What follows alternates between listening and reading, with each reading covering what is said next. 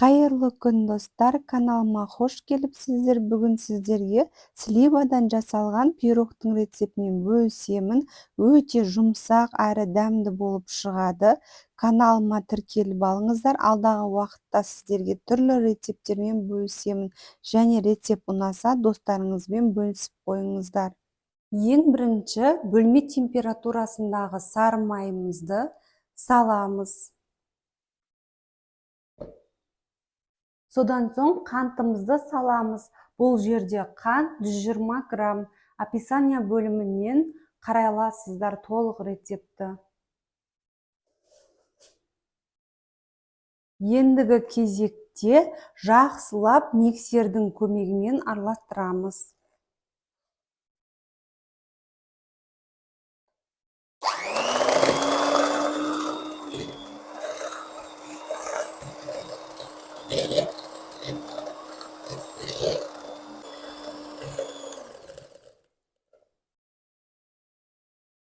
Ендігі кезекте 2 дана жұмыртқамызды саламыз.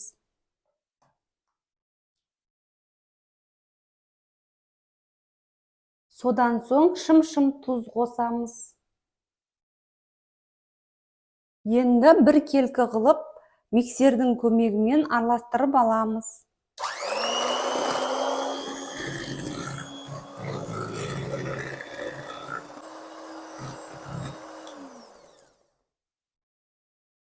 Ендігі кезекте илектен өткізілген ұнымызды саламыз.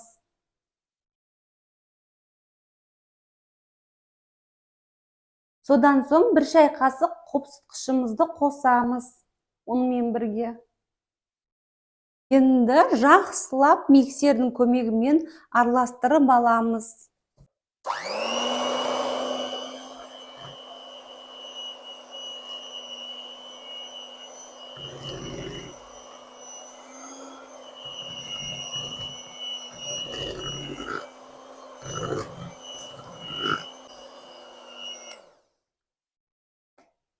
Миксермен араластырып алдық. Міне біздің осындай массамыз дайын болды.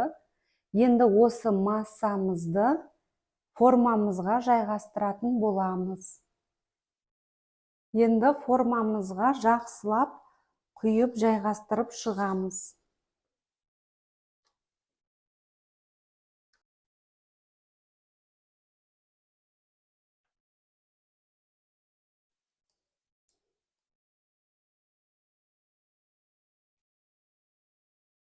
Осылай бейнедегідей туры осылай бір келкі қылып тегістеп шығамыз.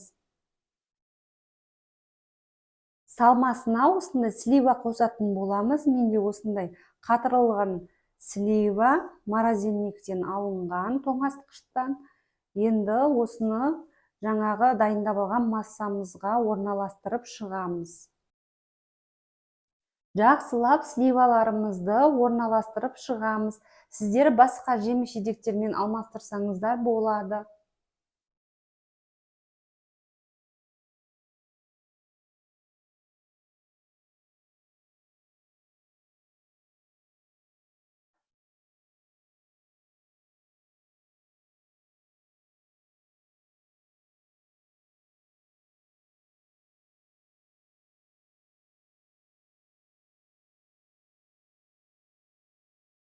Пирогымыз дайын болды. Дәміне қарай даршын қосамыз.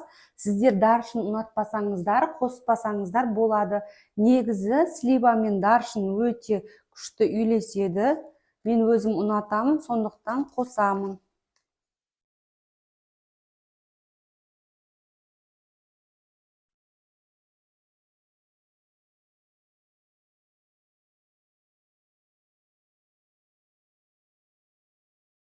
Содан соң сахарный пудра қоссаңыздар болады.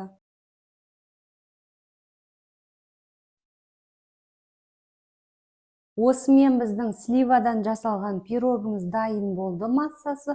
Енді қызып тұрған пеште 170 градуста пісіретін боламыз. Осымен біздің пирогымыз дайын. Бетіне, дәміне қарай қант ұнтағын себеміз.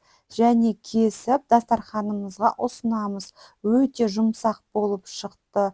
Піскеннен соң 20 минут қалдырамыз, одан кейін формадан ақырын ғана ажыратып аласыздар. Өте жұмсақ болып шығады.